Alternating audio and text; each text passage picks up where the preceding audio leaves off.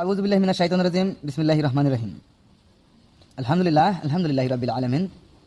সুপ্রিয় দর্শক বন্ধুরা, যারা পূর্বে থেকে আমাদের সাথে যোগাযোগ রেখেছেন, বর্তমান পর্যন্ত যোগাযোগ আছে, তাদের জন্য অবশ্যই খুবই আনন্দদায়ক একটি কথা বলবো যে অবশ্যই আমি হারিয়ে যাইনি, পুনরায় আপনাদের মাঝে চলে আসলাম। তো অবশ্যই আপনাদের কাছে একটি রিকোয়েস্ট করবো যে ভিডিওটিকে অবশ্যই লাইক কমেন্ট শেয়ার করবেন বেশি বেশি করে। কেননা আমি তো পুনরায় আপনাদের মাঝে চলে আসলাম এই জন্যই যে আপনাদেরকে যেন আমি সহায় করতে পারি এবং যেন সারা জীবন আপনাদের পাশেই থাকতে পারি। তো কিছু কারণে আমি ইউটিউব থেকে চলে গেছিলাম, সেগুলো অবশ্যই পরবর্তীতে আমি আপনাদের সাথে আলোচনা করবো। যদি আপনি যোগাযোগ রাখেন তাহলে অবশ্যই সেগুলো বিষয়ে অবগত হতে সক্ষম হবেন। আর সেখানে অবশ্যই বিরাট এক জ্ঞান রয়েছে, তো অবশ্যই কাছে থাকবেন।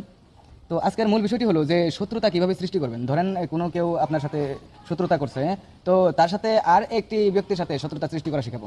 ধরেন এক ব্যক্তি আপনার সাথে শত্রুতা করছে, আর ওখানে আপনার ক্ষমতা নেই যে তার সাথে বাগযুদ্ধ করেন বা আপনি হাতাহাতি করেন, এরকম কোনো ক্ষমতা নেই। তো ওইখানে এক ধনী লোক আছে, তো ধনী লোকের সাথে যদি তাকে যদি শত্রুতা করিয়ে দেওয়া যায়, তাও এমনিতেই আপনার শত্রু বিনাশ হয়ে যাবে। তো সেইটাই আপনাদেরকে আজকে শেখাবো। তো আশা করা যায় যে ভিডিওটি অবশ্যই আপনাদের উপকারে আসবে। তো যেভাবে যা বলবো সেভাবে আপনারা তাই করবেন। তো প্রথমত কথা হলো যে যে ব্যক্তিকে আপনি শত্রু বলে গণ্য করেন বা যে ব্যক্তি আপনাকে অত্যাচার করে, সে ব্যক্তির নাম জানতে হবে, প্লাস তার মায়ের নাম আপনার জানতে হবে। এবং এই যে নকশাটা আপনি দেখতে পাচ্ছেন, নকশাটাকে আপনি কাছে এনে আপনাদেরকে দেখিয়ে দেই। তো এই নকশাটা অবশ্যই কাছে এনে দেখালাম যে এখানে কি বলা আছে যে প্রথম কিছু আবজেক্ট সংখ্যা আছে এবং আইন সদ আছে এবং এখানে লেখা আছে লা হাওলা ওয়ালা কুওয়াতা ইল্লা বিল্লাহ। তো যে ব্যক্তির সাথে আপনি শত্রুতা করতে চান বা শত্রুতার সৃষ্টি করতে চান, যে দুই ব্যক্তির সাথে, তার কাপড় নিয়ে আসবেন। পূর্বে যেভাবে বলছে সেভাবে কথাগুলো মনে রাখবেন এবং তার কাপড় নিয়ে আসবেন। তার কাপড় এনে এই যে নকশাটা দেখছেন, এই নকশাটাকে হুবহু যেভাবে এখানে লেখা আছে এইভাবে লিখে নেবেন আপনারা। আমি খুব সুন্দর করে বোঝানোর জন্য অবশ্যই এখানে কিতাব থেকে হুবহু আমি তুলে ধরেছি আপনাদেরকে বোঝানোর জন্য, যেন আপনাদের অসুবিধা না হয়, যেন আপনি খুব সুন্দর করে বুঝতে পারেন কথাটা এবং আপনি কাজটা করে যাতে সহায় সহযোগিতা যেন পান, যেন আপনার উপকার হয়, এমবি যেন এমনি খরচ না হয়।